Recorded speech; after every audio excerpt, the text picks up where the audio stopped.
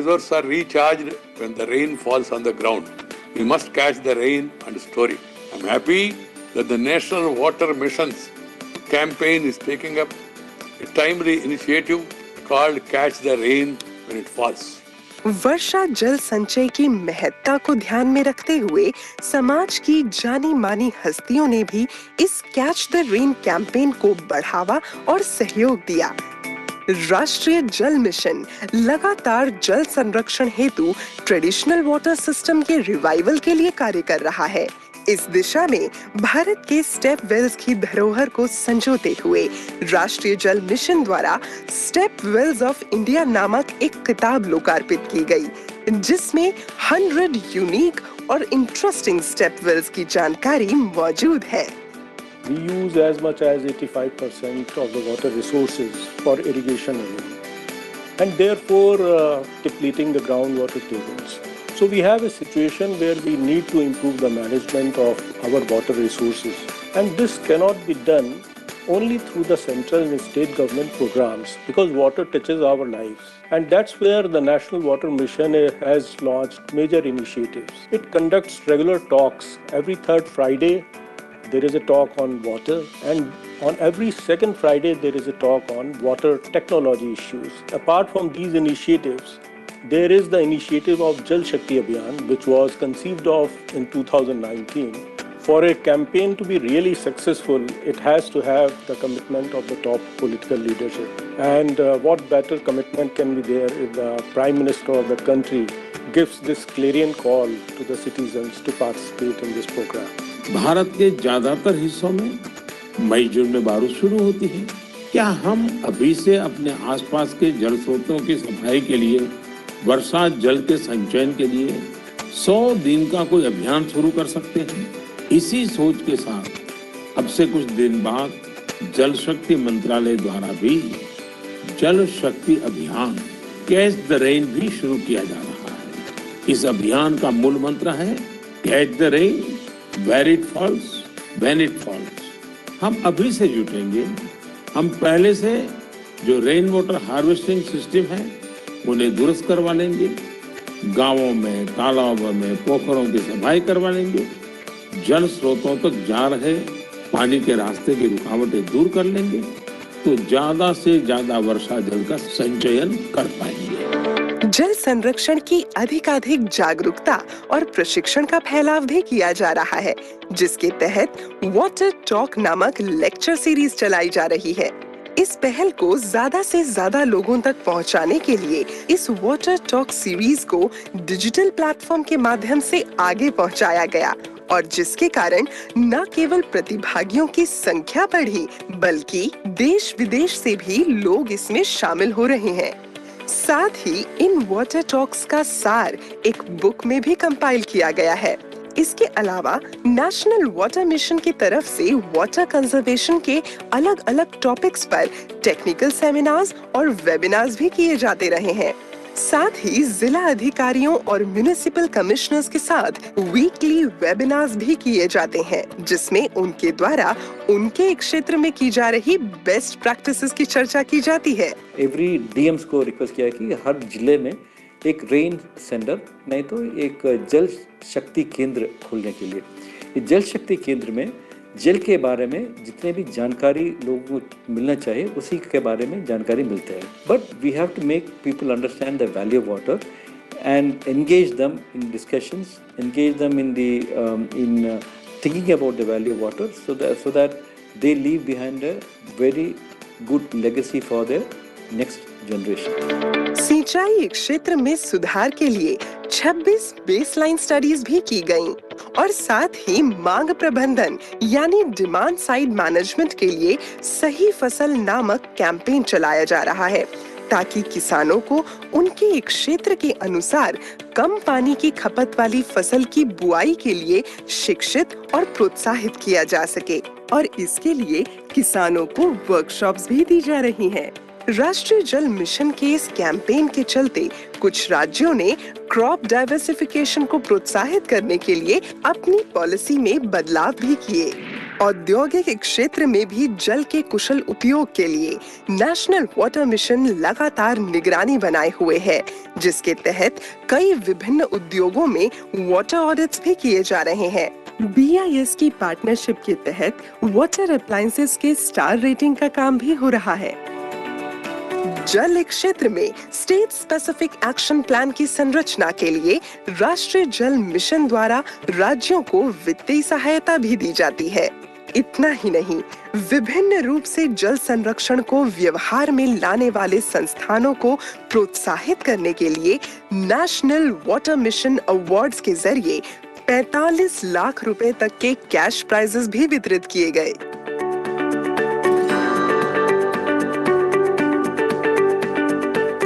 साफ पानी और स्वच्छता मानव जीवन को पूर्ण रूप देते हैं। ये सच है, जल जीवन है, जल ही शक्ति है।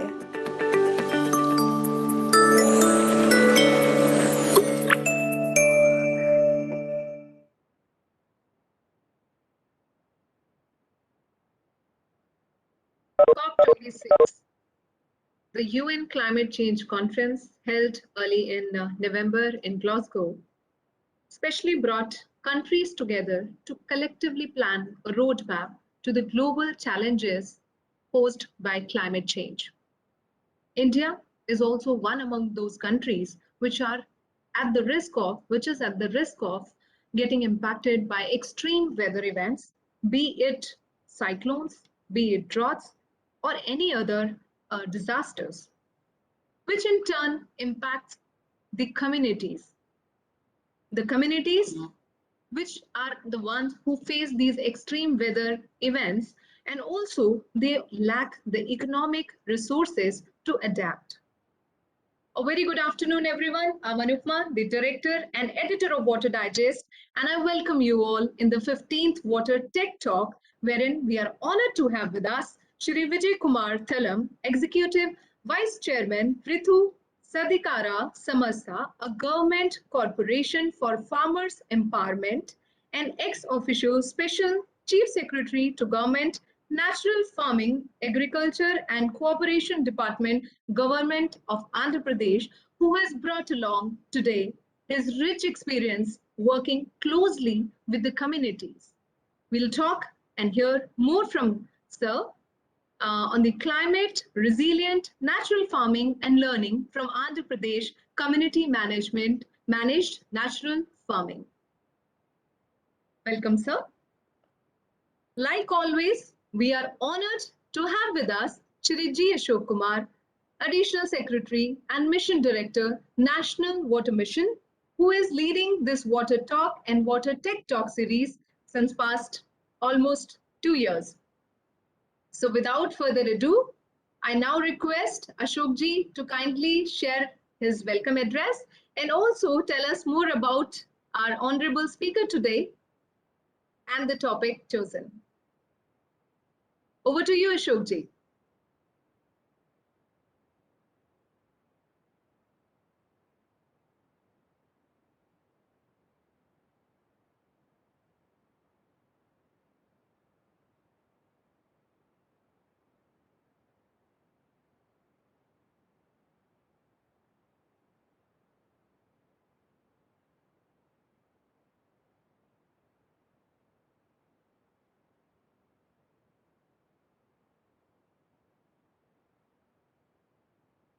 So as we know that, when we are connected through this virtual platform, yes, there is a positive part of it that we are able to connect people from far across the world.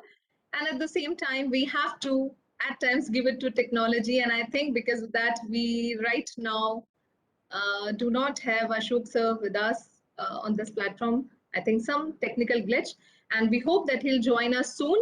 And by the time Ashok sir joins us, we again welcome our esteemed speaker today. And just to give you a quick background, sir is physics honors, who started with the physics honors and then joined government the departments in 1983. and he is allotted to Andhra Pradesh cadre, an IAS officer who brings along his rich experience of 38 years in the service and has spent more than 25 years in large-scale community mobilization and promotion of livelihoods of rural women, tribal communities, and farmers. And you got to hear about it more once we'll hand it over to Vijay sir. He spent a record 10 years, 2000 to 2010, as a CEO of Social Society for Elimination of Rural Poverty in Andhra Pradesh and led the mobilizing and empowerment of 11.5 million rural power women into thrift and credit-based self-help groups and their federation. And there is much more about his experience. And for that, I'll hand it over to Ashokji for his welcome address, as well as tell more about Sir's experience. Ashokji, you joined us for a short while. Do we have you with us? Yeah. So Thank you, sir. Thank you, sir, for waiting. So this is the problem with all the technical problems. This is the first time. I did mention that, when we have the positivities of having a, virtual platform, these are certain things where we have to, these are the limitations. So Ashok sir, while we were waiting for you, I thought I'll just start with a bit of introduction about Vijay sir, but I'm sure you are the best person to introduce him. And before you introduce sir, maybe I'll also request a welcome and note from your side. Over to you, Ashokji. Very good afternoon, sir. It's a pleasure to have Vijay Kumar sir with us. He is our mentor. He was my mentor, so he had been always hand-holding us as usual for many young officers in the cadre. So he's from my cadre only. Sir has been synonymous with poverty alleviation in India throughout, because many years he had been in working with the grassroots level people, and that's the biggest strength. I don't think not many people in the country in the service can claim to have so much of experience with rural development and livelihood. And in fact, sir had been the backbone of the National Rural Livelihoods Mission of the Government of India. And I'll come to his qualifications later. So I just take 2 minutes to tell the audience about the success of the Cash the Rain campaign. We had the campaign which was launched by the Honorable Prime Minister on 22nd March, went on till about November 30th. Sir, I'm very happy to inform, sir, with the people's participation, which is your hallmark. So we had taken up the entire campaign as a people's movement.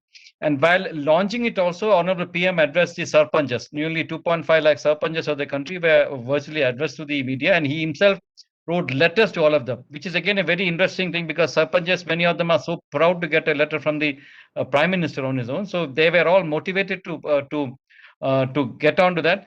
And that's why, despite losing 1 month on COVID and 1 month for the vaccination drive, sir, the intensive vaccination drive, the district administration, with the help of the Gram Panchayat and people's participation, could do about 45 lakh structures. It's a very amazing number which we have done, sir. 45 lakh structures of water bodies were built. Along with that, we also planned almost 37 crore afforestation related activities taken up. This is a figure which has come into our portal. So there are still many districts to report, so it may go up. And we also was not confining only to the rural areas. It was in urban and rural areas. So we also looked at activities like reviving the traditional water bodies like step wells, etc. So very interesting connect, which I can tell you, sir. In Telangana, Narayanpet also, a lot of step wells were revived. In Hyderabad, when we were revived, and we could connect them with the people with the help of this during the Batkama festival and all the Kartika Purnami festival. People were coming back to this step wells and doing dances and all. So that connect we could establish, and almost 2 lakh step wells have been. Okay. Almost 2 lakh step wells, sir. We have taken up.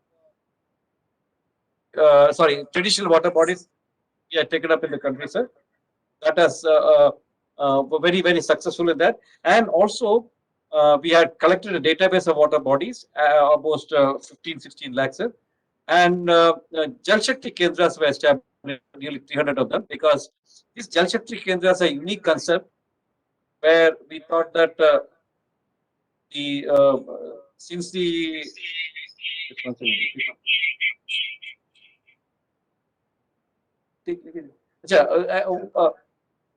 Jal Shakti Kendra we had brought up, sir, because water is divided into many silos. So, rural development is looking after it, irrigation department is looking after it, agriculture is looking after it, industry is looking after it. Then there is no single point of communication with the states also. So this, I think, realized this big mistake.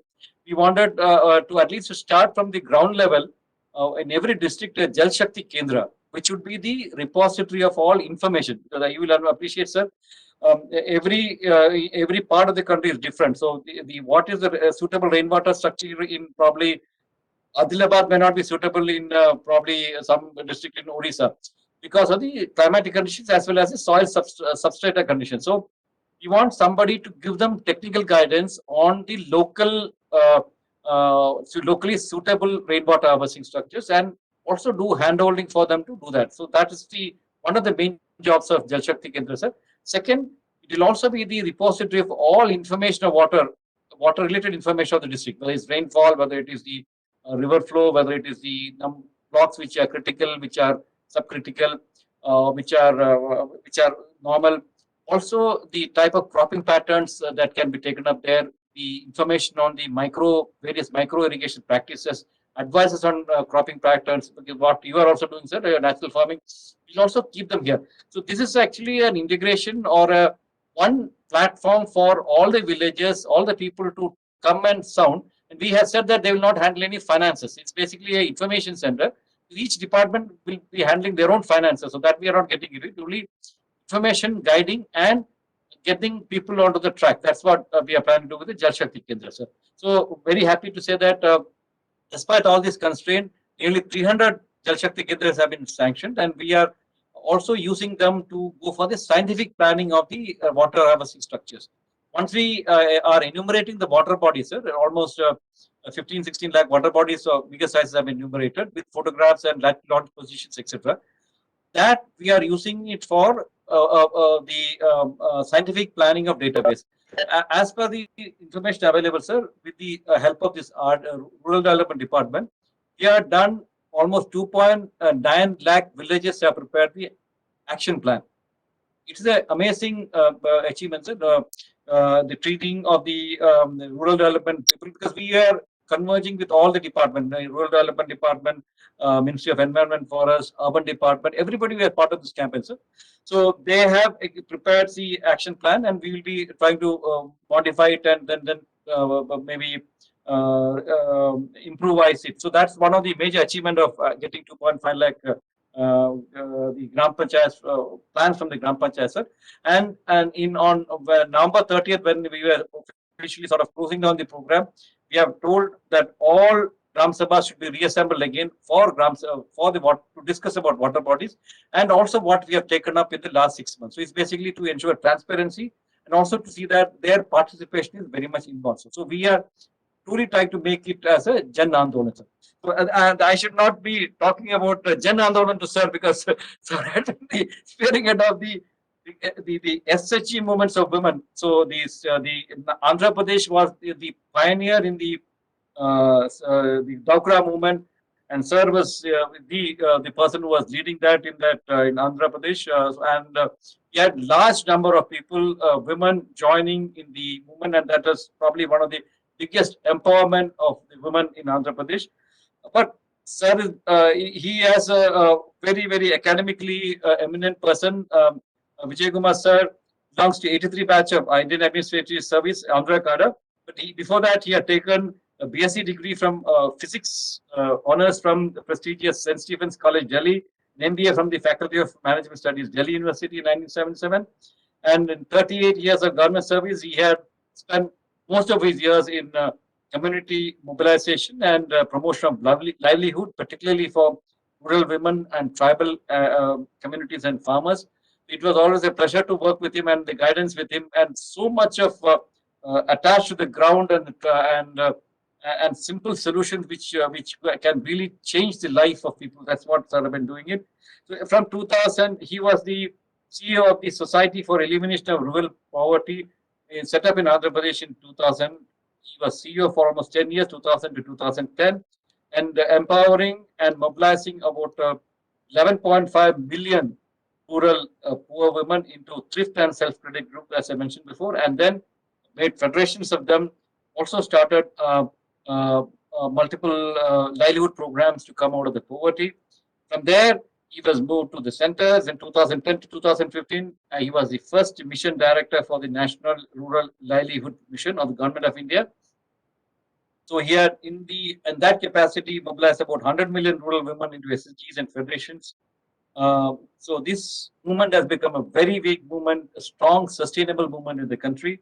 So he went back to the government of AP in 2015 as Special Chief Secretary of Agriculture Department, and where he initiated another innovative natural concept of zero-based natural farming program. For us, for Water Mission, this is very important because agriculture occupies draws away 85 to 90% of water, and in the most inefficient way. So there is a lot of things which we can do. So that's why National Water Mission, and also if you've seen in the video, we have done the Sahi Fasal campaign. Sahi Fasal means the white crop, and we had actually taken up it in Punjab, Amritsar, in Kurukshetra, Haryana, in Aurangabad, in Maharashtra, to nudge the farmers to go for crops which use water efficiently or less intensively. Some of the states have given results, sir. So we are looking forward to hear from you on this program, how we have made climate resilient AP community management, national farming, or what is called as the zero-based natural farming, sir. So I am not getting into that topic because you will be presenting us with all the details. And presently, sir is the Vice Chairman Production of the Champions of Network of the United Nations Food Systems, which was held in September 2021. Over to you, sir. We all are looking to hear from you from agriculture, from a water perspective. Thank you, sir. Thank you very much, Ashok, for a very generous introduction. And thank you, Anupamaji. I must first thank the National Water Mission. I think this is a very innovative outreach that you have embarked upon. I'm very impressed. I went through some of the earlier videos of Water Tech just to see the diversity of people who have appeared on this. So my kudos to you, Ashok. I mean, this is, of course, innovation has been your hallmark right from at least your days as district collector of Nizamabad, which you did such an outstanding job. I think people still remember your work. So I think innovation, I'm really amazed because the kind of people you have brought together on this Water Tech Talk, Water Talk.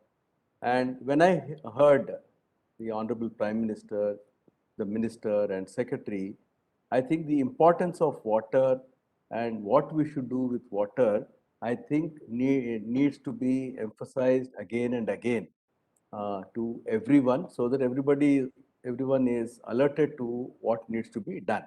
So today, what I will do is I will take my presentation is around natural farming and the connection with water. And I hope at the end of my presentation, you will get people listening to this will get a different glimpse of what is the connection between water, soil, crops, human, animal health, climate change.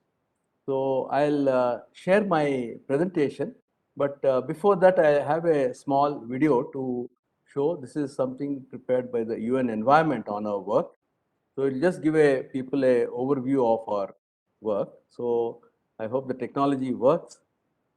Yes, seems to be working.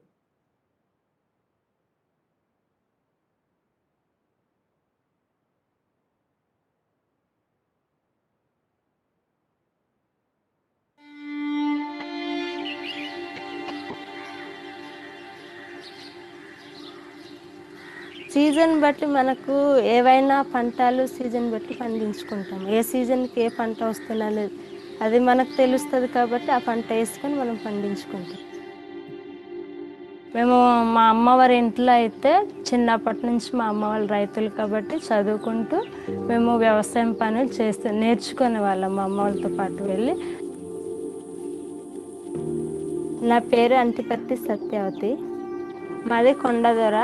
మేము వరి పండిస్తాము, అలాగే రాగులు, సామలు, జొన్నలు, కందులు, మినుములు పండిస్తాము. ఫస్ట్లో అయితే మా అమ్మ నాన్నలు తర్వాత ఇలాంటి కొత్త పద్ధతులు అప్పుడు ఏమి ఉండేవి కాదు. పూర్వ పద్ధతుల్లోనే వాళ్ళు పండించేవారు. ఆ ప్రకారమే ఫస్ట్ పండించాము. అంటే అంతకుముందు మా కుటుంబము యూరియా డీఏపీలతో పండించేవారు వరి పంట. కెమికల్స్ అంటే వాటిల్లో వేస్తే ఎదుగుతుంది కానీ బలం ఉండదు దాంట్లో. మనము ఏది విత్తినా సరే మనకు అది మొలకత అంటూ వస్తుంది కానీ ఆదాయం అనేది తగ్గిపోతుంది. అంటే భూమి అదే చెడిపోయినట్టుగా మాకు అనిపిస్తుంది. Chemical agriculture, even though in the initial years, the farmers found that the higher yields was able to offset the costs. Over the years, they found that they had to increase the dosage of fertilizers and they had to invest in pesticides. So they were mounting costs of cultivation for the farmer, and the food produced was compromised in quality and also in safety. So the chemical agriculture was a disaster for the farmers, for the consumers, for the farm workers, and the biggest disaster for the environment and for our future generation.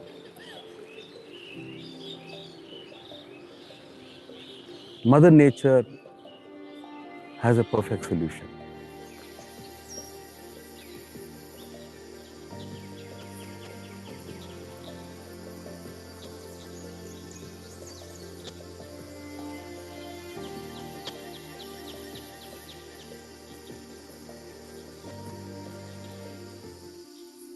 పెళ్ళైన తర్వాత ఈ ఊర్లో పెళ్లి చేసుకొని వచ్చినప్పటి నుంచి కొన్ని పద్ధతులు అంటే కొన్ని సంస్థల ద్వారా కొన్ని కొత్త పద్ధతులు నేర్పించడం జరిగింది.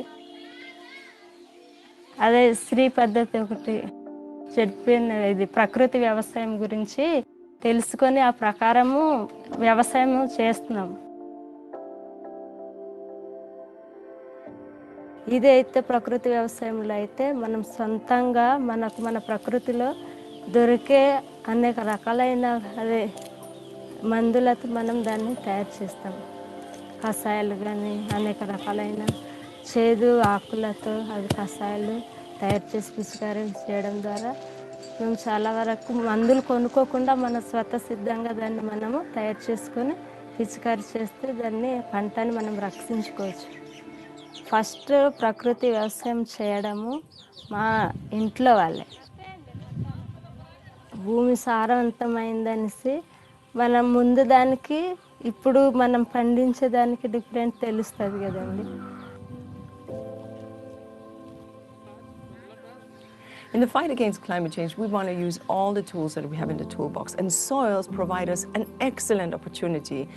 A rich soil, a fertile soil. Why is it fertile? Because it has uptaken a lot of carbon. And so we are storing carbon in rich soils, retaining that in the soils, which is good for climate, obviously, carbon sequestration. But it is, and here's the amazing part, it is also good for productivity, agricultural productivity. We're seeing yields that grow from about 20 to 200% increase. Now that's phenomenal because we are living in a world that is inching towards 10 billion. So then, if we can find a way to increase yields, that is amazing. ఇట్లా మాట్లాడడం వల్ల మరి మేము చేసేది వాళ్ళు చూసారు, అలాగా నేర్చేసుకొని ఇది అవును ఇలా చేస్తే మంచిదని వాళ్ళు కూడా తెలుసుకొని చేయడం ప్రయత్నించారు. ప్రకృతి వ్యవసాయం చేయడానికి ఎంత శ్రమనైనా దాన్ని మనము శ్రమించి కష్టపడి చేస్తేనే మనకు ఫలితం అనేది ఉంటుంది. మనం నేర్చుకున్నది ఇతరులకు కూడా చెప్పాలి, వాళ్ళు కూడా నేర్పించాలి. మనకు పొలం కాడ వెళ్ళినప్పుడు వ్యవసాయం పనులు చేస్తే పొలంలోనే ఉండిపోవాలనిపిస్తుంది. అంటే మనము చేసే దాంట్లో ఫలితాన్ని ఎక్కువగా వస్తుంటే మనకు సరదా అనిపిస్తుంది అనమాట.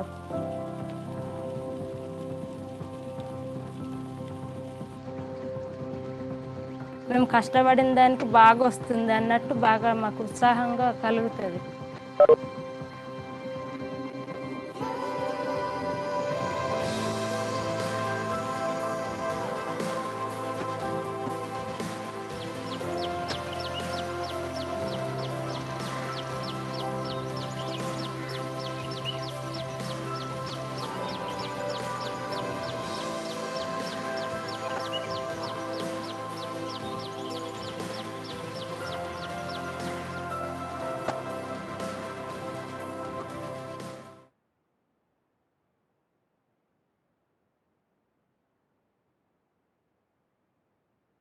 So that was the testimony of a farmer, Satyavati, from the tribal areas. So I'm happy that I could give you a glimpse of the tribal areas of Andhra Pradesh. So today my talk is on climate resilience. So natural farming, which is climate resilient, its implications for farmers' livelihoods and for water, because this is very intricately related. The water cycle is very, very important. Carbon cycle, water cycle. So they're all right now in a state of disarray. And I'm thankful to the National Water Mission. I'm very happy to be presenting the 15th Tech Talk.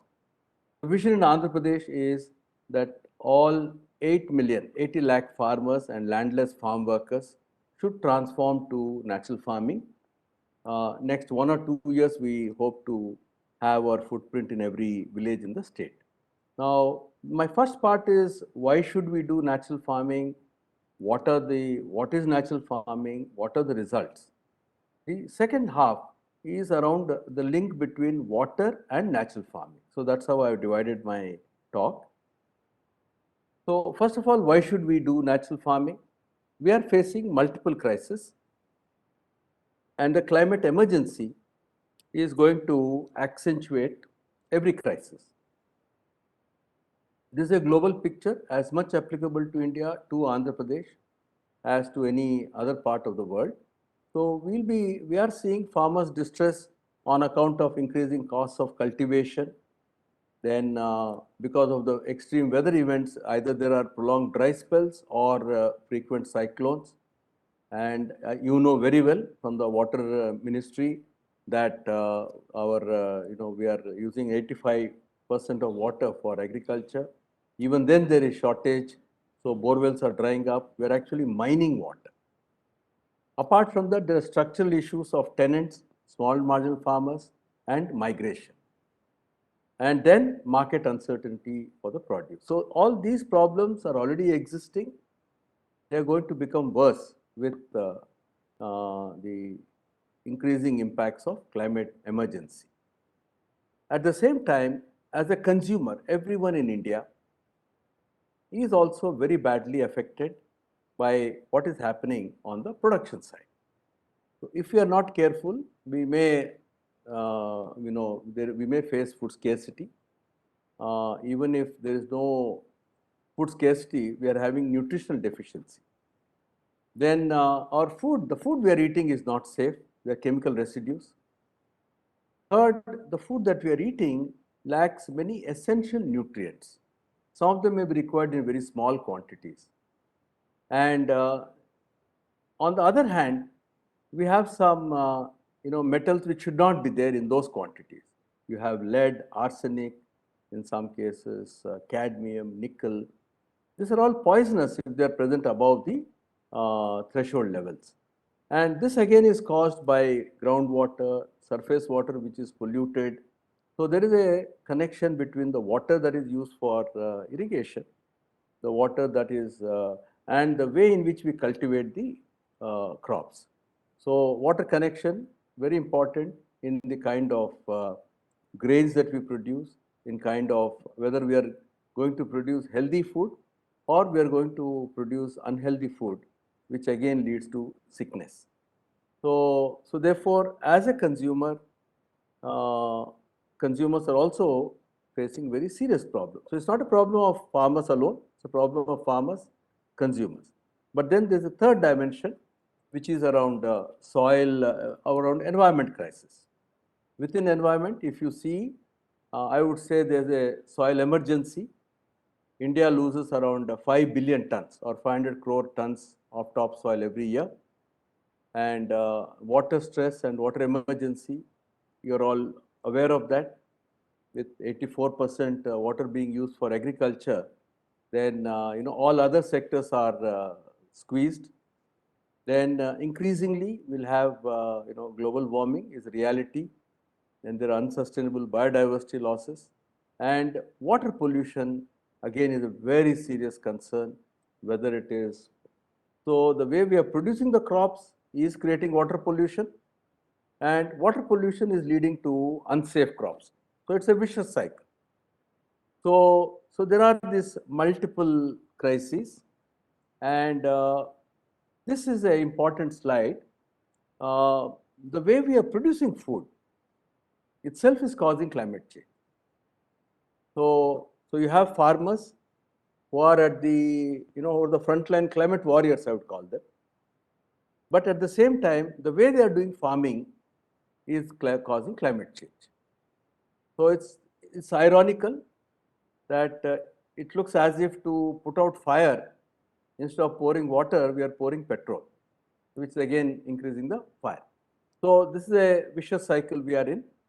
And over the last 10,000 years, ever since agriculture started, agriculture has been leading to loss of topsoil, whether it's through deforestation, forest fires, burning crop residues, ploughing, or keeping lands fallow, overgrazing, excess irrigation, wind and water erosion. But over the last 50, 60 years, the use of synthetic chemicals has accelerated the losses. So just want everyone to be aware that farming is a victim of climate change. At the same time, the way we are doing farming is causing climate change. So is there a solution? And that has been our effort all over the world also, is to find a solution. So is there a solution which connects all these emergencies? You don't want a solution for farmers separate from solution for consumers and for environment.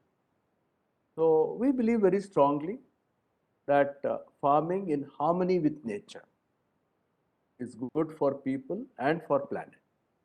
And the results that we are getting and what we are doing will, I hope, convince all of you that this is perhaps the best solution. So what have we done? We are saying let us learn from nature. After all, the soil that has been formed is more than 400 million years old. Ever since life on Earth started around 420, 430 million years ago. So soil formation has been a part of the journey. So it's essentially leveraging the power of photosynthesis in plants to close the carbon cycle and build soil health, resilience, and nutrient density. So basically, we are mimicking nature. And not very complicated, a very simple slide. Photosynthesis process is the basis for all food produced on the planet. That is the starting process, and only plants can do that. So under photosynthesis, plants are combining water and CO2. Of course, essentially solar energy is being converted into food. So of the photosynthesis produce, of the food prepared, 40% of the food is stored in the leaves, in the shoot system, above the ground. Around 30% of this food is stored in the roots, but 30% of food is pushed by the plant into the soil. And why would a plant do that? And this is not man-made. This is what's been happening over millions of years. So there is a, in nature, there is a logic for everything.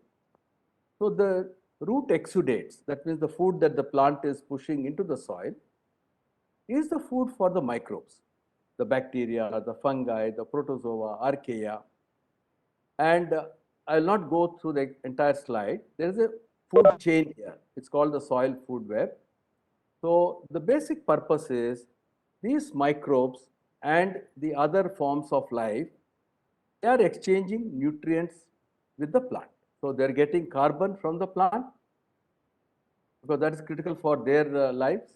And in return, they are, exchanging, they're giving nitrogen to the plant, phosphorus, potassium, sulfur, boron, almost 30, 40 elements that each plant requires in the right quantities are being made available through this process.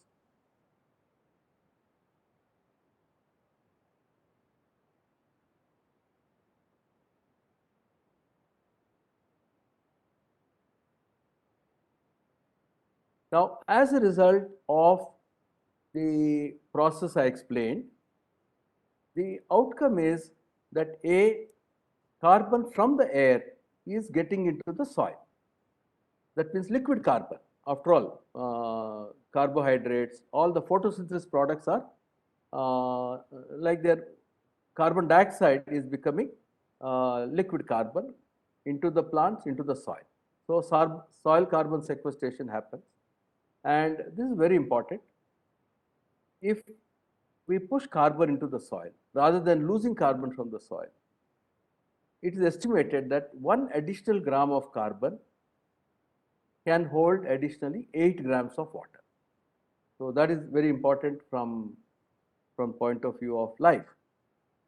And the microbial mechanism is very good for nutrient absorption, and the multiplication of the microbes also creates good soil structure. So soil porosity increases, and that, as all of you know, it's very important. Typically, our soils are non-porous and non-permeable, but as you can see in the middle, the action of the fungal hyphae, bacteria, root exudates, they create soil structure. So good quality soil means 50% should be air, 25% water, 25% air. So with this soil structure, you're actually enabling water to infiltrate into the soil, water to be held. And the third one, which is a very important breakthrough in the world, is water vapor harvested for irrigation. So as you can see, the way of nature is such that there is a very elegant treatment of water. Now, drawing from these nature's principles, we have defined universal principles of natural farming to enable these outcomes to enable these outcomes. So what are those principles? First and foremost, since photosynthesis is important, so soil should be covered with crops 365 days of the year, and these should be diverse crops. So if you have soil covered with crops, including trees, 365 days of the year, that means the plant is pushing food into the soil every day. So the more food the soil is getting, the more it gives back to the plants, and the more life is created below ground, which supports life above ground. So this is very, very important principle. So land should not be fallow, and this soil should not be disturbed, because then you are disturbing the microbial life. And integrating animals into farming becomes very important and very much part of our traditional agriculture, where farmers always had cattle and poultry, small ruminants. Then increasing the amount and diversity of organic residues. That means soil should not be bare.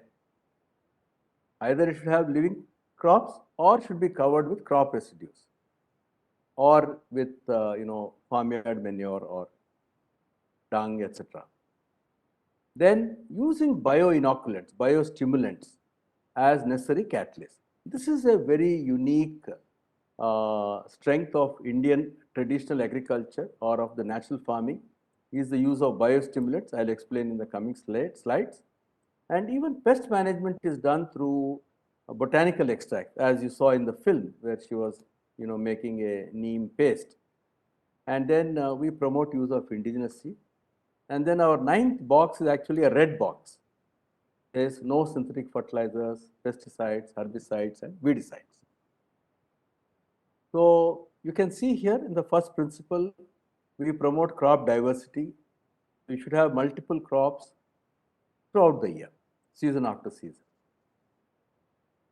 We can see even the mango crop, there are pulse crops, there will be some millet crops. Then this is the biostimulants. So this first one is seed coating Bijamrit, made from cow dung, cow urine, lime, and a handful of chemical-free soil mixed in water. It's fermented for 12 hours. So it is applied on the seeds. So the seeds get a microbial coating, which then helps them in their germination and protecting them from the pest attack. Even seedlings are dipped into this. You saw in the film, Satyavati was dipping the seedlings into the Bijamrit. And this is called Ghana Jivamrit. Ghana means solid. So it's made from cow dung, cow urine, a bit of soil, and then jaggery and pulses flour. So it's mixed, so dried under shade for 5 days. This multiplies the microbes which are present in the animal and also in the soil. So then this applied 200 to 400 kgs per acre, either in one dose or split doses.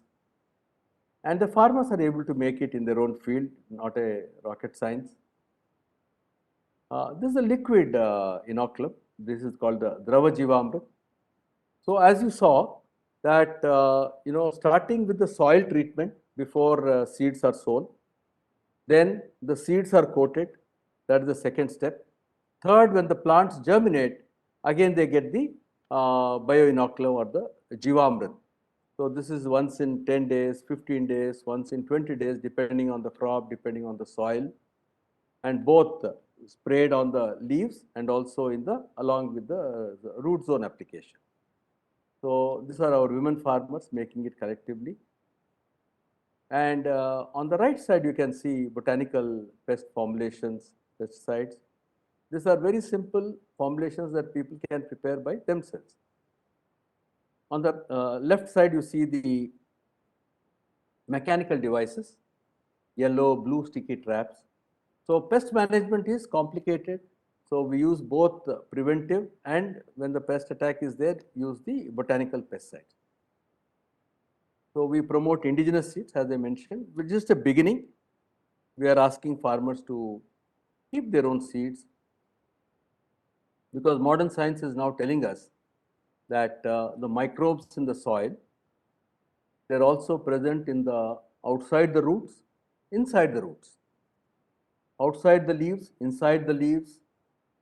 They're present in the flowers, fruits, and finally in the seeds themselves. So that's called core microbiome. So each seed is also carrying its own set of microbiome. So then when it germinates, these microbes give signals to the related microbes. So they're very complicated. This science is becoming more and more clear. Some of the results are as recent as 5 years old. Now that was the principles, practices. Just to say what is the program as such, and I'm happy to inform all of you that the Andhra Pradesh Community Managed Natural Farming Program is acknowledged as the world's largest program in terms of number of farmers involved. So in about 5 years, we have enrolled, starting with 40,000 farmers in 700 villages, we now have 750,000 farmers and farm workers, landless farm workers, in 3,730 villages. So almost a 18-fold increase. So this kind of scaling up has not happened anywhere else, and I'll explain the reasons for the scaling up. And in this, we have about 480,000 farmers and 270,000 landless farm workers. For us, both are important. Farm workers are actually more vulnerable, so we need to promote livelihoods for them. And this program, we believe in long-term hand-holding. So this knowledge-intensive agriculture, it takes 3 to 5 years for a farmer to transit from the chemical agriculture to completely natural farming. And in Andhra Pradesh, like rest of the country, 86% farmers are small and marginal farmers, and our average holding is 1 hectare. So we have to take this to a very large number of farmers. The funding for this has come from Government of India schemes and state government. And in addition, Government of Andhra Pradesh has taken a loan from KfW Bank Germany to expand the program. So we have fund commitment of around 1,800 crores up to 2024. Of course, as the program expands, we'll get more funds. We're also supported by Azim Premji Philanthropy. So they have provided us 100 crores grant right in the beginning of the program, even before any results were obvious. So this is the size of the program and the funding mechanism. And results from the program are as follows. So there's a lot of apprehension that the yields go down. So we have been doing independent experiments with farmers who have completed the transformation versus the chemical agriculture farmers. And as you saw in the video, UNEP saying yields go up, which is true. This is the last year's Kharif 2020 study. You can see these are the major crops: paddy, groundnut, cotton, black gram, red gram, and ragi. And paddy is the most important crop. 34% area is under paddy. So we got a yield increase of 4%, cost reduction of 25% in paddy, and 60% increase in net income. That means 20,000 rupees per hectare was the net increase in income of farmers. We can see similar results in other crops, somewhere 30,000 rupees net income increase, somewhere 40,000 in the case of red gram, 35,000. So anywhere from 60% to 600% is the increase in net income. And Honorable Prime Minister has been exhorting all of us to do our best in doubling farmers' income.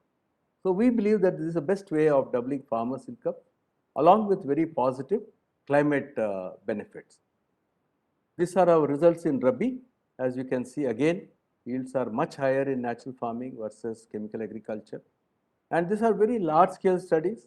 I am told this size of the studies is perhaps the largest in the world. Then for the landless farm workers, we promote home gardens or homestead gardens, 12, 15, 18 different kinds of vegetables, fruits, fruit trees are grown in their own homestead. And these are very, very popular. And farmers tell us, how it helped them during the COVID crisis. They didn't have to go outside. They had their vegetable requirement met at home only. Then this has improved biodiversity, which is a very major impact. And you can see earthworm count has gone up, pollinators have come back. Just a few minutes on scaling up, because worldwide, even though this program, natural farming, agroecology, regenerative agriculture, organic farming, all of them are similar, have similar meanings.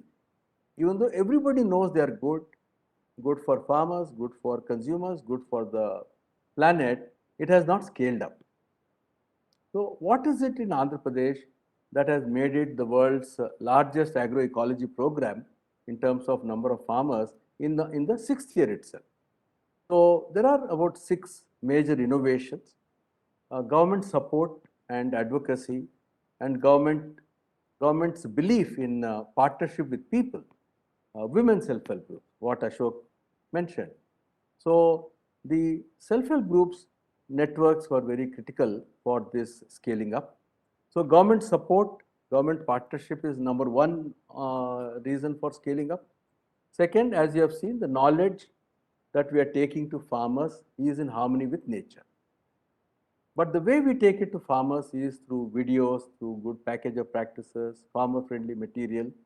So the knowledge, the content, we take the farmers again very farmer-friendly. This is traditional knowledge combined with modern science. So we also have very eminent research institutions working with us in taking this forward. So it's traditional knowledge with the best of science backing it. And we encourage innovations. Then the third pillar is the social capital of the women self-help groups and their federations. In Andhra Pradesh, it's about 20-year-old movement, started in the year 2000. And then the extension system is from one farmer to another farmer. It's not a top-down system. It is the best practicing farmer who convinces other farmers. And the fifth pillar, which is very, very important, is support organizations or facilitating organizations. It's not that, we have given you some knowledge, you do it on your own. We actually help the farmers in the transformation. There are NGOs, there are farmer producer organizations, women's organizations involved in providing this long-term hand-holding support. And finally, collaborations with national institutions, global institutions, scientific institutions. So partnerships are very, very important. And this today is one example of that partnership, between Ministry of Water Resources and state government. So these are the 6 pillars of how unique the program is in terms of being scaled up like this.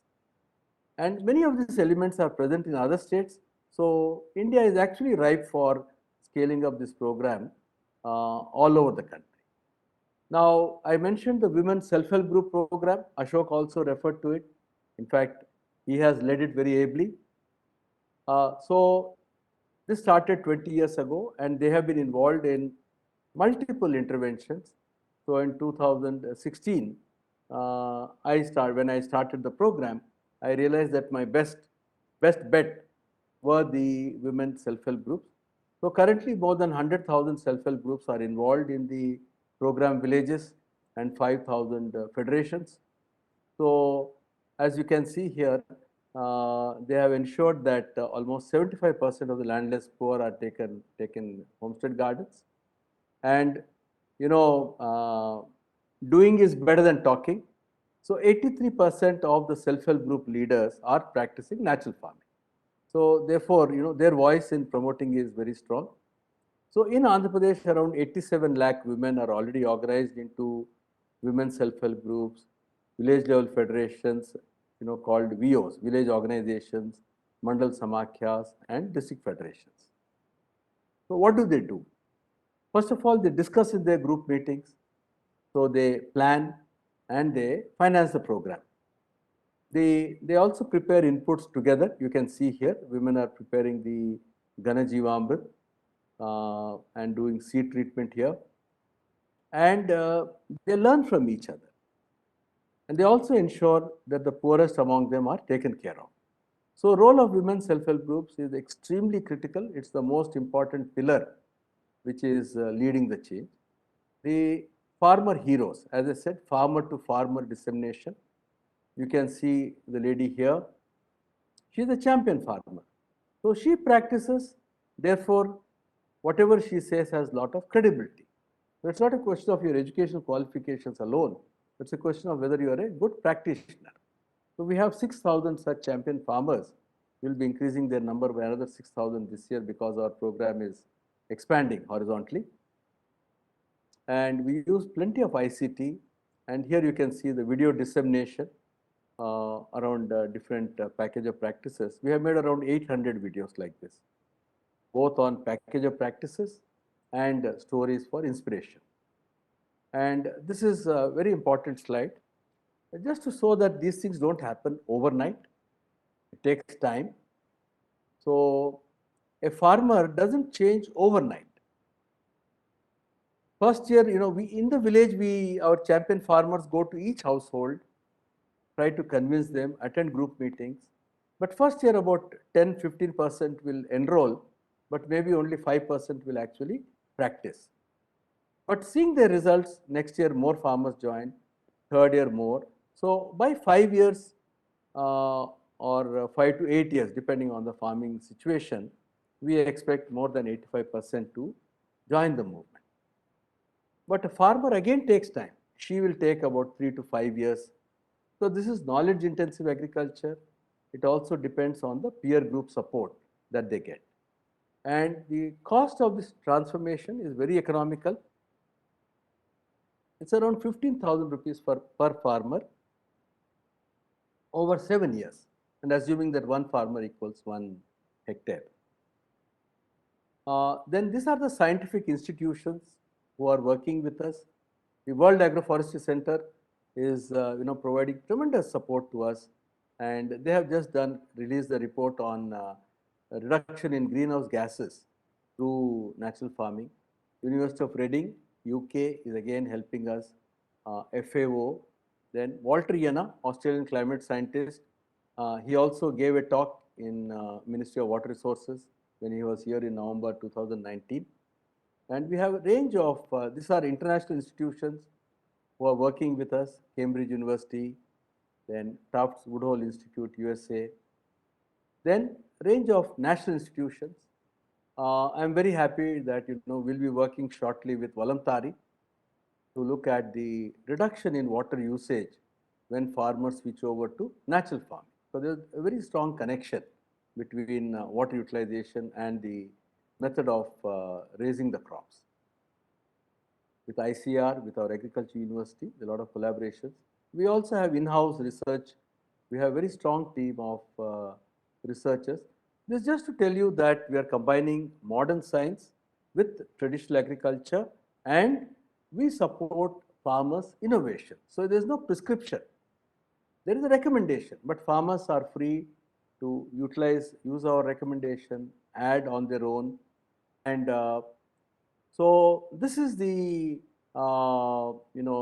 basis for our program. Now I just estimated what it will cost if we have to take this program all over the state. So this is it costs around 10,000 crores. I'll explain to you how this can be made into a self-financing proposal. So now what I will do is I will discuss the natural farming and implications for water.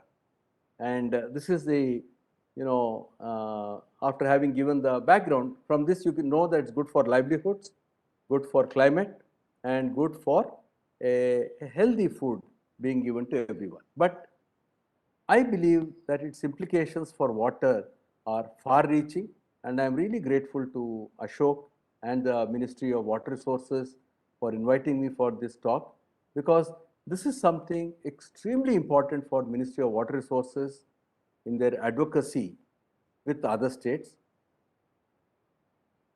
Now, if you can just look at what happens to raindrops falling on soils.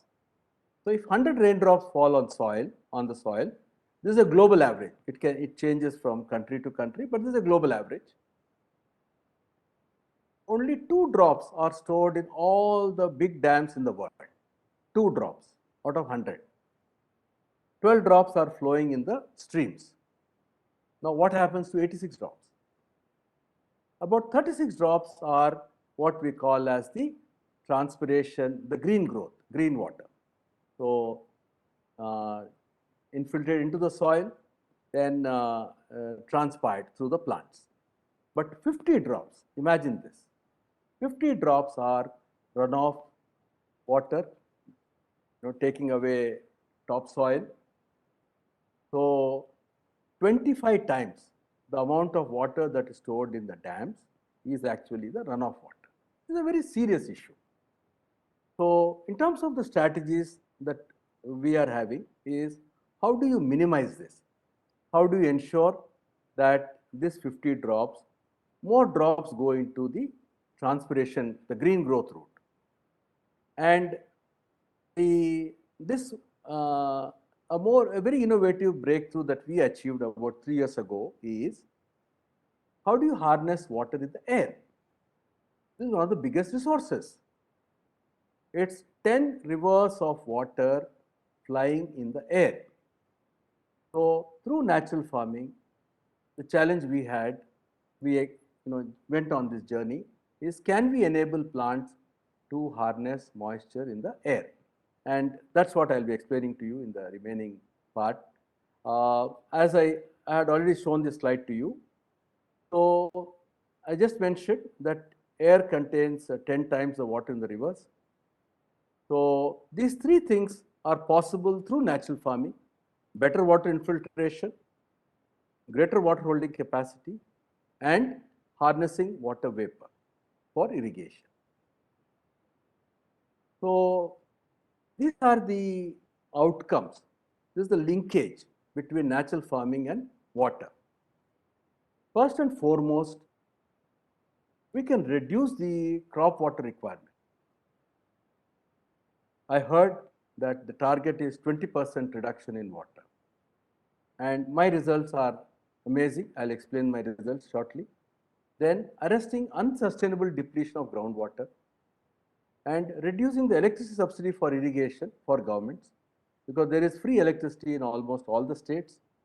And in Andhra Pradesh this year, state government will be spending 9,000 crores on subsidy for pumping, for electric motors, for pumping water for farmers. Then natural farming leads to resilience to floods. Then in semi-arid rain-fed lands, through natural farming, through this unique principle of harnessing water from the air, we can actually have 365 days green cover in all farming situations. We can have drought proofing. We can restore degraded lands, saline lands, and also enable unfallowing of lands. Because any land which is barren is contributing to climate change, because the carbon is getting oxidized. Then can we increase cropping intensity? Country's cropping intensity is around 1.36. That means out of 12 months, we are growing crops for 4 to 5 months. 7 months the land is fallow on an average across the country. Then can our irrigation tanks be more efficient? Instead of a tank irrigating 100 acres, can the same tank irrigate 200 acres, irrigate 300 acres? Then how do you enhance the safety of reservoirs through natural farming?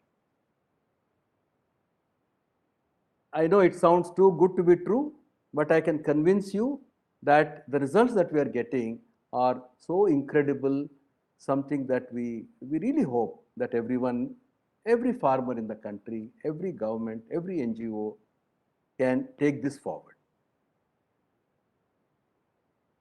This is on water saving. We conducted an experiment. This is for the last year, 2021. We did a paired comparison. A farmer doing natural farming and compared to a farmer practicing chemical agriculture. And we looked at those who were using pump sets. And we calibrated the pump sets, how much water flows. So we did for the 4 major crops: paddy, groundnut, chili, and cotton. Very large sample size, not a small sample size. And these are our results. In paddy, we found there is 48% reduction in water, groundnut 53%, cotton 57%, chili 45%. And what is interesting is year on year. So if a farmer was doing it for 5 years, her saving is 50%. First year it is 35%. So the longer a farmer does natural farming, the better the soil becomes, and more efficient is the utilization of water. Greater water is held in the, in the subsoil. So we don't think 50% alone, we may go even to 70%, we don't know. So with greater experience, we will know how much more water we can save. This is for groundnut. A 5-year farmer is able to save 67% water, and whereas first year it is 22%. So this is the potential. This is our actual results on ground. Now, since these results were so good, we thought we should get it validated externally. So we have requested Valam Tari to do this work as an independent assessment And I'm very happy to report that Niti Aayog has taken it up along with IWMI, IMI, and a very eminent scientist to coordinate the work along with Valamtari. So I'll be sharing the results with all of you once we get the extra assessment. But friends, believe me, these results were so good. I thought I must talk to the farmers directly to understand what is happening. So I asked them 30 years ago, how much water were you using? And then before you changed to natural farming 3 years ago, 4 years ago, how much water were you using because of the chemical agriculture? And today, after 3-4 years, how much water are you using? I'll give you a typical example. A farmer tells me 30 years ago, when he was young, used to go with his father. So they used to irrigate paddy once a week. But 3 years before the transformation to natural farming, they had to increase the frequency to every alternate day. And he told me that today, after 3 years of natural farming, he has gone back to his father's time once a week. And I told him that he must go back to his grandfather's time. It should become once a fortnight. So this is the potential that exists in reducing the water usage. Then you can see here flood resilience. In 2020 we had floods, 2021 we had floods, and these are two adjoining fields. The only difference is that one is grown through natural farming methods, the other is a chemically grown crop. So this is in the case of paddy. You can just see here in Guntur district, paddy and paddy. So we have been doing this documentation for different crops. So 95% crop damage on the chemical agriculture and 0 crop damage for natural farming. This is a chili crop. About 40% crop was lost for the chemical farmer, 0 loss for the natural farming farmer. This is turmeric, kadapa, 30% lost for the chemical farmer, no loss for the APCNF farmer. Now, this is something that I wanted to show, harnessing of water from the air, because of which we have expanded the seasons in Andhra Pradesh. So we don't have to wait for the monsoons. We call it pre-monsoon dry sowing.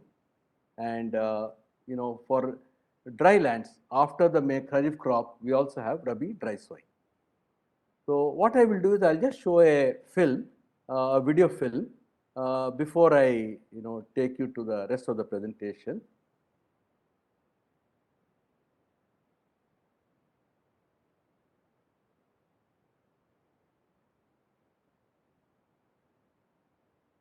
This is This is Anantapur district, a semi-arid district. As you can see, there is no crop anywhere around except this field. What is different about this field? What is unique about this field?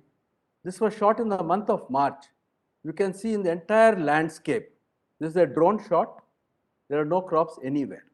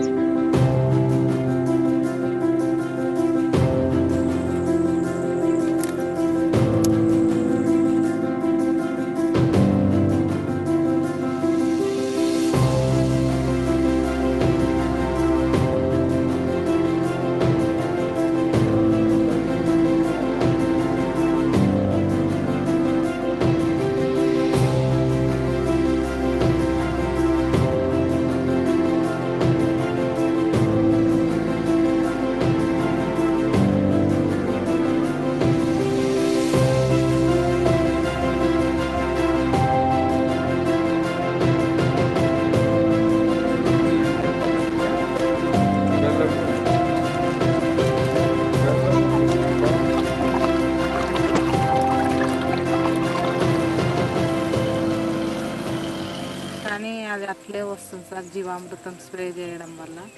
వర్షం కూడా లేకపోయినా ఈ mulching ద్వారా అది ఎప్పుడు పచ్చగానే ఉంటుంది, కాయ పూత ఎప్పుడు జరుగుతూనే ఉంది సార్. మాకు 25 రకాలు రోజు కోయడం రోజు అమ్మడం జరుగుతుంది సార్. రోజు డబ్బులు రావడమే జరుగుతుంది. అందువలన ఈ 50 సెంట్లు 60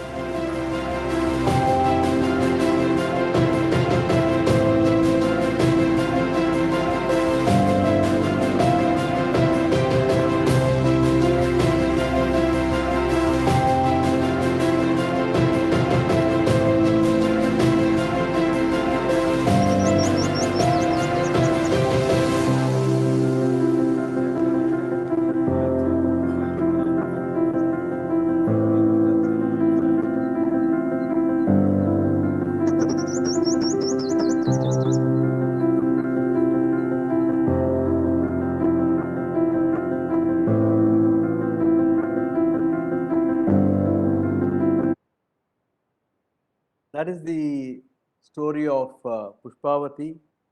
This is from Anantapur, which is a drought-prone district.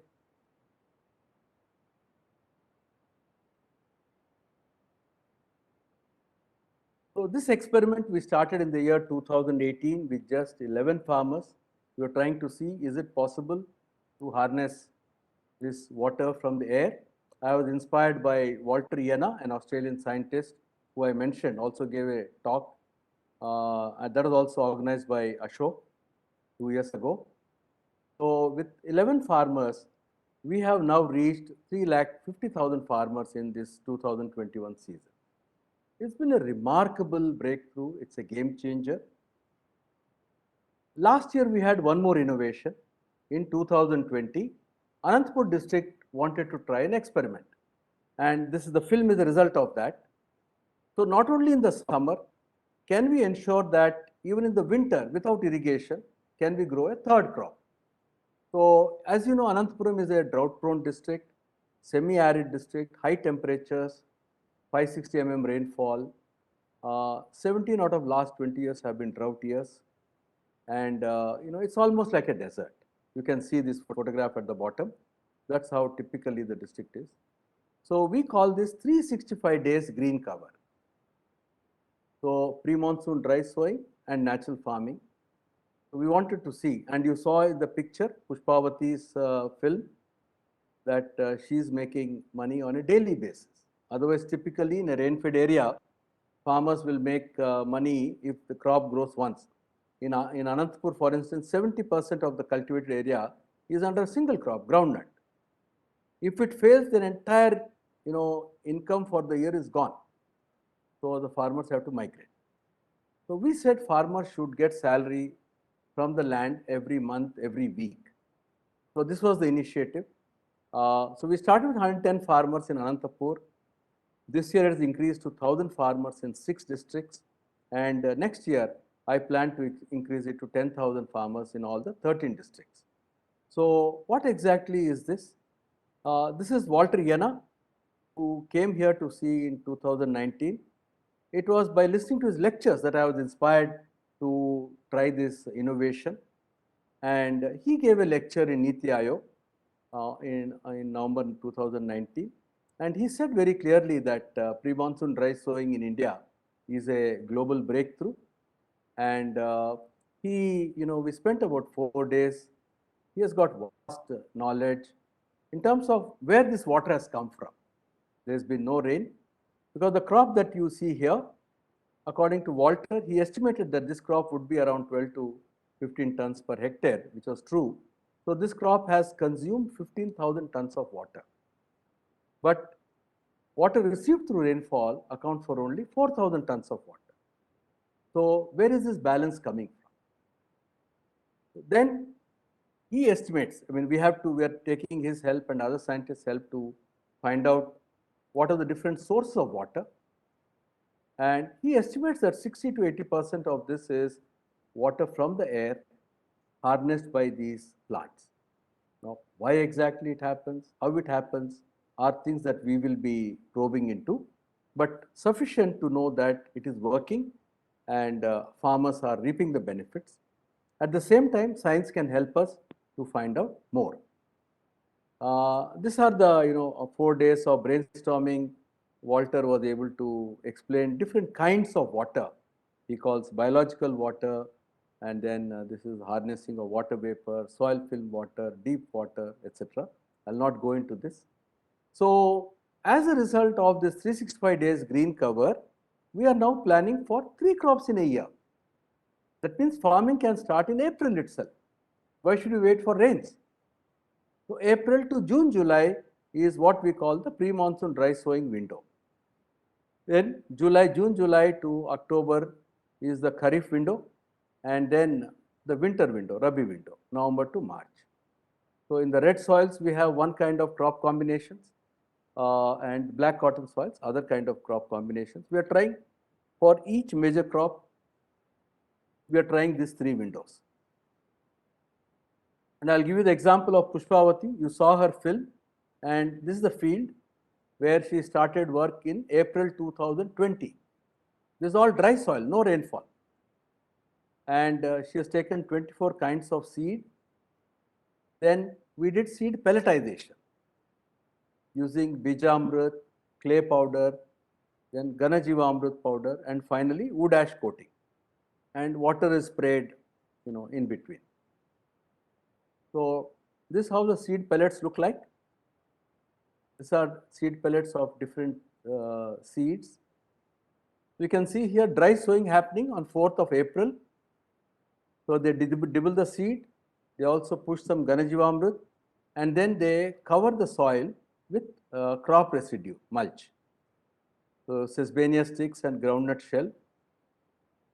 And you can see here with very little the pre-monsoon rainfall, so 30 days after sowing, all the seeds have germinated. You have millets here, you have pulses, oil seeds, green leafy vegetables, gourds. So this is a crop, 45 days, very healthy crop. No one will believe, and there is no crop anywhere nearby. This is 60 days. Then in July, they took up the main crop, that is the groundnut crop. But groundnut not as a monocrop. So she has applied, covered the ridges with groundnut shell. So this germination of groundnut crop. Is a drone shot. You can see the mulch in the furrows and top ridges also with mulch, and healthy growth of groundnut crop, 30 days. This is 72 days. And as you can see, there are different crops. You have castor here, you have red gram, you have field beans. You can see sorghum somewhere. Yeah, this is castor crop. This is 100 days. Yeah, the sorghum. A lot of beans crops are there. Then the third window is green leafy vegetables. About 20 odd different vegetables. So this tomato, coriander, chilies. In hot summer, March. I went to her field in March. And there is no crop anywhere. And her field was cool. This is red gram crop in March. This is her field in May. You can see castor. You can also see field beans. There are other crops also. You're not able to see them. You have brinjal there. You can see how green it is in May. So this is another farmer. She took land which was fallow for 10 years, brought it to life in the very first year. It's also from Anantapuram, Vanurama. She actually spoke about her story to the Honorable Prime Minister, who commended her. This is another farmer who has taken in dry land and very poor, salty, alkaline soils. And you can see he has got brilliant results, but he has focused on the tree crops. You can see his, along with trees, vegetable crops. So it is very, very possible. Now, as I mentioned in my earlier slide, it may cost us around 10,000 crores to take this to all the farmers and to cover all the 60 lakh hectares. But the saving for the government in terms of electricity saving alone, we estimate at 18,000 crores. And here I have taken only 25% saving. So anything above that means more savings. And then fertilizer subsidy saving to a tune of 36,000 crores. So 1 rupee invested in taking natural farming forward will save 5.5 rupees for the government, state and central government, apart from benefits to farmers and apart from the ecosystem benefits. The other benefit is the cropping intensity. In Andhra Pradesh, it's only 1.26, and this is the overall picture. So we can actually take 2 crops, 3 crops in a year. And more important, if you see Andhra Pradesh, 32 lakh hectares are fallow lands, either current fallows or fallows for more than 5 years, or lands which are saline, not being cultivated, degraded lands. I just combined all of them into lands that are not being used. So in some districts, actually, the lands which are fallow, the area is more than the land sown area. So this is a tragedy. So it's through natural farming that we can actually bring this land back to life and increase the farmers' incomes, livelihoods. So to summarize, we have been able to show that there is very significant reduction in crop water requirement. Through that, we can arrest depletion of groundwater, reduce the electricity subsidy for government. We have lots and lots of examples of resilience to floods. We are able to establish on a large scale that 365 days green cover in all farming situations. So this in turn leads to drought proofing, restoration of degraded lands, increasing cropping intensity. And since we can grow crops with very little water, so we can actually add Ayacut to the existing irrigation tanks and enhancing the safety of reservoirs, because once the soil becomes spongy, once the infiltration increases, water holding capacity of the land increases. So the rush of water in a rain situation comes down. So we would like, Ministry of Water Resources to help us in studying how natural farming can lead to saving the, irrigation tanks, safety of the reservoirs. So research needs to be done here, and I seek the support of the Ministry of Water Resources to establish this, because I believe that, with these results, Ministry of Water Resources should be the biggest champion for natural farming. That is my objective. But there's one very important objective. I'll just spend 1 minute on this because I realize I have run out of time. Water cycle. Water holds the clue to climate change. When you talk of climate change, everybody automatically talks of carbon dioxide. But 80% of greenhouse gases, 80% is water vapor, 11% carbon dioxide, 9% other gases. Global warming, the re-radiation from water vapor, from bare soils, actually accounts for 95% of global warming. 4% is carbon dioxide, 1% other gases. So water holds the key to saving mankind from climate change. So we can cool the planet safely, quickly, through natural farming, through 365 days green cover, through tree cover, a variety of practices which ensure that the soil is kept cool. The water, instead of running off, is actually stored in the soil as a subsoil reservoir. Every acre of land should become a reservoir. Then investment of government in constructing reservoirs, etc., comes down. Every inch of land should become a water reservoir. So we're also taking our technology to other states and other countries. Many states have expressed interest. In fact, Odisha government and we are likely to conclude an MOU in the next 2 weeks.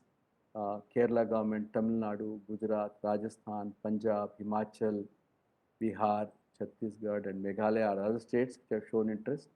We are also supporting other countries, and we are also supported by UN Environment, FAO, KfW Bank, GIZ, Germany, Azim Premji Philanthropy, etc. So my last slide. We do not inherit the earth from our ancestors. We borrow it from our children. So are we doing a good job? That is something left to each one of us to answer. But if you feel that we can do something, then I suggest that farming in harmony with nature is perhaps the best way each citizen can participate in saving the planet, saving ourselves. It will be there. Planet will not go anywhere. Dinosaurs were also there at one point of time. You don't find them now. So thank you very much for this opportunity, Ashok. Over to you now.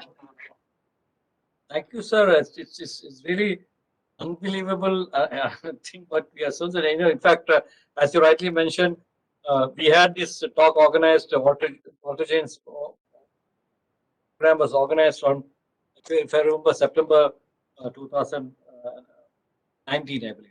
We did that in the Scope Complex Hall, and he came to make a presentation. Yeah, November 2019. November 20, correct, sir? Yeah. That was part of our Sahi Fasal campaign, but then we got stuck into the COVID, and then we went after catching the rain. But now, but sir, I mean, amazing, sir, that people are, I mean, you have initiated at least thinking process of looking agriculture through the prism of water. That's one aspect. But not only the mechanical water or water stored in dams and etc. This is the water in the air. I mean, you said that 10 rivers in the air can be used for. I mean, it is just a mind-blowing thing, but and it is backed by so much of evidence. I mean, I'm really surprised at the coverage you could bring it in the for that particular field, a barren field all around, a sort of oasis in the middle, and getting the money earning every day or every week. It's really amazing, and that is probably the best intervention in livelihood. So there are a couple of points. Then I will leave to other questions because I can always ask you some questions. People will be interested. So from the more crop from crop, that's probably the theme which we have been telling. But I have been always advocating, trying to say, is more income per drop. It's not more crop per drop. It should be more income per drop, because it's ultimately in a monetized economy. People are interested in money, not interested in more bags of rice or more kilos of paddy. Last time I did 5 bags, this time I want 20 bags. That's not the competition. How much money you get is what matter. And when you get net income of the farmer, is, as rightly said, it is the expenditure, income minus the expenditure. So if you can widen the gap, reduce the expenditure and increase the income, that will be the best solution to increase the net income of the farmer. So that's where the Prime Minister's goal of doubling the farmer's income. I think we should say net income of farmer instead of putting. I mean, this is all small nuances of word, but that makes not a difference. It's not doubling the income of farmer. If you double the income of the farmers and you double the expenditure of farmer, it doesn't make any sense. We should double the net income of farmer. That should be the I think idea. And second is, as I said, it should be more income per drop, not more crop per drop, which I think, I mean, is something which we can push it through. And this is really amazing, sir. The innovation, and particularly I am very familiar with these scenes of what you showed in Kadapa, in Anandapur, because I was collected Kadapa. And incidentally, sir, I had changed the name from Kudapa to Kadapa. From CUDDAPA to KADAPA. So because I wanted to rebrand Kadapa from a very harsh, very brown district to a green district. So that's why I said we requested the CM at that time to change it from Kadapa to Kadapa, and then after we said the Vizag Kadapa district. That apart, sir, the use of natural fertilizers like Bijamrit and that Ghana Jivamrit and all, it's really amazing. But I don't know why the agriculture fellows people are not picking it up. I don't know whether you are doing something on it. So this is a wonderful thing for us. We will definitely look into it, and if the climate change. In fact, there's another interesting thing which I suddenly occurred to me, sir. In water resources and climate change aspects, we always talk about adaptive nature of the water resource management. We never talk about a mitigation, because mitigation is always handled by the solar energy and then less battery and less fuel and all. So this is a very interesting way of mitigation of the climate change. So this is probably I don't know why people have missed it out.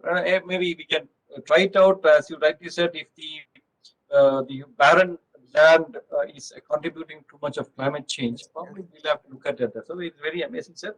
I'm very impressed. I'm very extremely motivated by what you have done, sir. We will try to push it through to the water possible extent. The only way which National Water Mission can help you is getting at wider platform. So we are also studying reserve star nation, but when probably in the Namami Ganges side, sir, we will try to get it when I'm going next. I mean, next month probably I'll be going there, sir, as Namami Gange. We'll try to take it up in the natural farming in UP and all, where there's a lot of water being used for agriculture. That will be one contribution which I can probably guarantee in the next month. So I stop it, yes, sir, with this unbelievable figures which we have put in up with the income of farmers going up so many times over the years. It's really, really interesting, sir. And we are also able to increase the number of people with you rather than dwindling number. It is number is going exponentially up, means the people are seeing some value in it. That's the best, as they say, the best efficacy of putting is in the taste and eating. So you have actually shown to the farmers, and if the farmers are spreading the word, that means it is good for them. There's no other way of I stop it here, sir. I'll open the questions. Anupama, we can go for the questions because people will be interested in questions. Sure, sir. Thank you so much for sharing your knowledge base and sharing your experiences, sir, here. And let me tell you before we open for the question answer session that there are a lot of compliments coming in from the people who have joined us from various social media platforms. And there are a lot of students and people from Nav Yuva Kendra and NSS as well. And of course, a couple of comments I was just going through that, they were looking at certain interventions in UP as well. And they were saying that, this is one of the areas which is where water needs to be taken care of properly. And so for now, we'll officially open for the question answer session. And for all those who have joined us for the first time through this platform, I would just quickly introduce you with the format. You can put up your question in the chat box. You can also raise your hand and unmute yourself and introduce yourself and put forward your questions. For all those who have joined us from social media, I could see a couple of comments which I have noted down and I'll be taking it up. And in case you still have, you please write there on various platforms. We are live from almost 8 platforms of all the wings of ministry as well as Water Digest. So now we are officially open for the question answer session.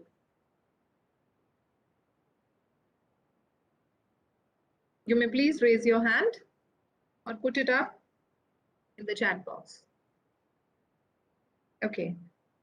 So I'll take up the question, sir, which has come through the chat box as well as Facebook. So the first one is by Sarda Krishnan, who says, what does the future of natural farming look like, sir? It is the future of farming. Okay. That means we have reached a dead end, the way we are doing agriculture. So, because you see the climate change consequences of agriculture are estimated to be 34%. And when there is a very rapid movement on reducing emissions through renewable energy, through various sources. So when that balance, you have seen in Glasgow, many countries have given commitments by what time they'll phase out fossil fuels. So we haven't seen similar commitments on the agriculture side. So I have no doubt if we don't change, this will be the single most important cause for climate crisis. And I may also, inform everyone that our weather has become very, very unpredictable. Water cycle is in a disequilibrium. So you are getting rains when you should not get rains. You're not getting rains when you should get rains. And you're having very intense rainfall on one day equal to sometimes 2-3 months rainfall, and then no rainfall for rest of the year. So humankind is in for a very, very big crisis. It's like if we have, I would say, if we are careful that we must protect ourselves, we must do everything possible, whether it is farming, whether it is the fuels, whether the way we construct our houses, we should do everything possible to save ourselves. I hope in the water and climate change, water has the best manifestation of the effect of climate change. Whether it is absolutely melting of snow, as you rightly mentioned, the changing of rain pattern or intensity of rain coming up in big, very high way, which is also causing a lot of damages because of the floods and all these things. Sir. Exactly. water is a manifestation or the most patent visible manifestation of climate change. But Absolutely. somehow, most of the thing, if you look at it, even our NDC, nationally determined contributions from I know India that. also do not speak anything about water. We are actually trying to become So, adaptive, sir. Ashok, it's like this. If every acre of land Sir. is able to store water, then you will not have runoffs, you will not have reservoirs going burst, like what happened in Kadapa, a major disaster. I mean, it happens everywhere. So, worldwide now, there is a rethink on the climate impact of water. Water sir. is the biggest greenhouse gas. That's As what, I yes. already mentioned, 80% of greenhouse gas is water vapor. So, what more evidence you require? You have to move on water, and more important, this is one factor we can change. By changing our farming activity, we are actually, if you keep the ground cool, then heat is not radiated. In fact, I must tell all of you that, we are in the running for a challenge award, about $100 million, this thing on cooling the planet safely. So this work that we are doing of cooling the planet through this 365 days green cover, scientists are now looking at the cooling impact of this. Till now, it was only on emission reduction. But I think people are realizing that it's more complex. So we need to look at this. There's a growing group of international climate scientists who are looking at the water solution. So rightly mentioned, sir, our Catch the Rain campaign also we are trying to push through during that to store the water where it falls when it falls. That, if you remember, that was the theme of it. So if you want to store water where it falls when it falls, it has to be the aquifer, it has to be the soil, topsoil, it has to be the carbon sponge, which we are talking about. So it's basically we are in sync with that, sir. And Also, as you rightly mentioned, you must reduce the intensity of water when it lands on the soil. Yes, sir. So ideally, it should hit a tree first. Then the speed gets slow. Then it should hit a plant. So it should actually kiss the ground, they say. Yes, sir. Not hit it so hard that that's also taking away soil. So therefore, the agroforestry, trees in the landscape, living root. That's why I said 365 days green cover. So water is not hitting the bed soil. So this actually, if we are not blind, if we keep our eyes open and see the wonderful ways in which nature has designed this, then we find the solutions as a very, in a very seamless manner. But sir, problem is that we are blinkered by the science and technology or the WhatsApp. That's what we always blinkered and try to think in one way. So one small example again, I said, if you remember, sir, in Adilabad, when we tried to push in the soybean in 1995 when I was PUITDA, and sir was the Suma sir was the collector there. We pushed through soybean, and sir, from 10,000 acres, now it has come to about 3.6 lakh acres now. The people have accepted it. So, as you rightly said, sir, if the people are accepting your way of natural farming, probably in maybe 5-6 years, Anantapur would become green. It will become really Anantapur. It will become Anantapur, sir. It should. Yes, Anupama? Yes, sir. So there is another one. What resources are required to carry out a larger project based on natural farming? I already mentioned that as it is, our program is the largest in the world. So now the largest program I can think of is All India, 140 million hectares of land, and maybe another 50-60 million hectares of degraded land. So country as a whole, we need to look at it. But it is self-financing, as I mentioned. It will save money for government, apart from benefits to the people. So that's why I mentioned that, with the Ministry of Agriculture, Ministry of Water Resources, entire government resources, We should, it's a very cost effective kind of intervention. Yes, sir. How does the Andhra Pradesh community set a precedent? And do you think their efforts will encourage more people to take up natural farming? Yes, you see, people are looking for inspiration. People are looking for solutions. So, as I mentioned, we now have 12 state governments which are interested in understanding what we are doing, interested in taking it forward. We also have NGOs from across the country. There is now a national coalition for natural farming. So NGOs across the country are part of this. I'm also on the steering committee. So there's a lot of interest. And I believe that every citizen in the country, especially young people, they have a role in taking this forward, because it's also good for livelihoods. Apart from saving ourselves, we say saving the planet. Planet will go on. Nothing will happen to the planet. Human beings may not be there. So it's an existential crisis. So everybody should do it before it becomes too late. That is the Yes. worry. And How is it different from organic farming, sir? Organic farming and natural farming. As you saw, that not great difference, but you can say organic input based farming versus this is categorized as regenerative agriculture. You see the Jivamrit, Ghana Jivamrit that we apply, they are not fertilizers. We need only 400 kilograms per acre. Whereas typically the advice is you use 10 tons of farmyard manure. And that's why the question came that farmers don't have that many cattle.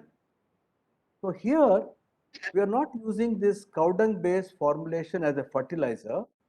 We are using them as a biostimulant. I use the word biostimulant. So therefore one cow can actually take care of 5 acres, 10 acres, 20 acres. Whereas if you go by the traditional calculation of organic farming, you may require about 10 cows for every acre of land, which is not at all feasible. That's why we went for synthetic substitutes. So this technology is different, understanding of nature is different. So it is not input dependent. In fact, our farmers who have done 365 days green cover or who are doing natural farming, they are saying now they need to use less of cow dung because the soil has become fertile. So you saw that picture of the microbial world below. So when that becomes optimum, you really don't need any cow dung after that. It itself, is recycling because the food is coming from the plants. We think that soil is giving food to the plants. No, plants are giving food to the soil, and then in turn there's a beautiful exchange process set up by nature. So it is different in that sense. It is similar because both are free from synthetic chemicals, but it's different in terms of input intensity. Yeah, Anupama? yes, sir. So not much questions now, and you're right, but still a lot of us are oblivious of the fact that Sir, one thing, sir, Sikkim has taken up, it's declared to be the first organic state. Correct. So, but whether this can be tried out in Sikkim in a larger way, or whether temperature has anything to do with that, the Sikkim is a cold climate area. No, Ashok, you see, there are different systems for temperate climate countries. Like USA, for instance, for 4 months, 5 months, 6 months, you can't take any crops. But even there is regenerative agriculture methodology. So, no, I'm sure Sikkim itself must be doing a lot of very good practices. If there's any gap there, they can, build in. But then what they have done is remarkable work. They need to be complimented. And I wonder what the effect on water saving. If there are some studies there, it will be very useful to understand that. But each principles are the same. The principles that I listed are same. Practices will vary depending on the temperature, depending on the culture, depending on the soil, but principles are the same. Certainly, sir, I just got a question from Rajya Sabha. Huh. One of the questions says the details of water intense cropping patterns and steps taken by government to shift farmers from highly water intensive crops to low water intensive crops, and state and climate specific plans to reduce water intensive cropping patterns. So I think I should ask, ask you to give the because can we wind up at 16:55? Anupama? So, sir, just one more thing. I just wanted to say that yes, it is like, thank you, like I said, for sharing these insights. And still, a lot of us are oblivious of the fact that natural farming is contributing in such a big way. So, the last question, you already left us wondering that, you know, how what are we doing and where do we stand in terms of our contributions towards the nature. So, sir, there is one last question which comes up, and wherein the person, Dr. Amit, I guess, yes, he is wanting to know what are the kind of efforts being made and spreading awareness regarding natural farming, sir. That's the last question for today. Yeah, no, in our state, we take up villages one by one. And in those villages, we go to every household. We have the women self-help group because 90% of women in the rural areas are part of this group. So we are doing, people to people campaign. But Amit's question is very important. How does it go all over the country? Well, it's a good question. I don't have the answer, but it's a very good question. Maybe more media awareness. Ashok himself said, not many people are aware of this. So the fact that it can be done, actually, Anupama, it's a very different way of looking at things. See, water has become the subject of engineers. You dig, you build, so it's physics, my old subject. Whereas agriculture has become chemistry. You put urea, you put ammonia, you put this, you put that. So, but whereas a crop is life, biology. So biology has been forgotten. So what I have done is, we have taken help of biology to influence physics and also to influence chemistry. So that's all that we have done. But I strongly believe that students, youth should be aware of this because it is, as I told you, we have borrowed the planet from them. So as elders, have we done a good job? I would say no. We have done a terrible job. So it is something literally stolen from the next generation. Stolen, spoiled. So that is the magnitude of the crime.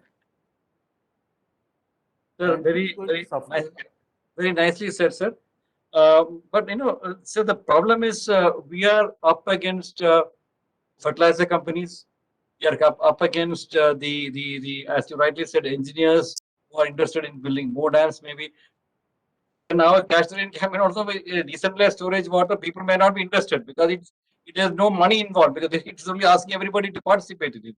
So it's like a huge people, a set of people out there who are interested in making money by building more dams or make more concrete structures. That's one, the physics part of it, or more selling more fertilizers and chemicals, and then pump sets and all these things, so that the farmer perpetually remains under their thumb and they get more money. So this is a very, very innovative breakthrough. Probably, as you rightly said, you have to get it through the children. So they have to claim back their planet from us and tell you that you better do this so that we get our planet back. Maybe I can think of the example of the literacy campaign, if you remember. Yes, sir. So literacy campaign was a national movement where we took this message to every household. We had volunteers for every 10 people. So I'm, answering Amit's question, I'm thinking of the, even in your case, the National Water Mission, the way in which you're spreading the awareness. So something like that is required to take it to everyone. But once they are aware, want to take action, then we need to have this happening in every state, every district, every block. And therefore, our discussions with other states, even the Ministry of Rural Development, they are very keen to take it up as part of the National Rural Livelihoods Mission. So actually, Anupama, the answer is people are becoming aware. and I'm a very optimistic person. So I really hope that, if all of us are conscious that there is a solution available, because the crisis is very, very, very, what shall we say? It's existential crisis, not a normal crisis. COVID is nothing compared to the crisis that we are going to face when the climate emergency hits us. So we should do our best to take it forward. And I see this talk as an opportunity to spread awareness. So I'm really thankful to the Water Mission for this opportunity. So, sir, this talk is available, will be available on our websites, and a lot of people will keep on downloading it, watching it. Because as you rightly said, this is many people come back and watch the video. Even I would again go back and see because I'm writing down points and also it's better that this is available on our website, so people will also be watching it. So I hope that this can really help in making India a bigger movement in the country. So yeah. So Anubhav, can we close now?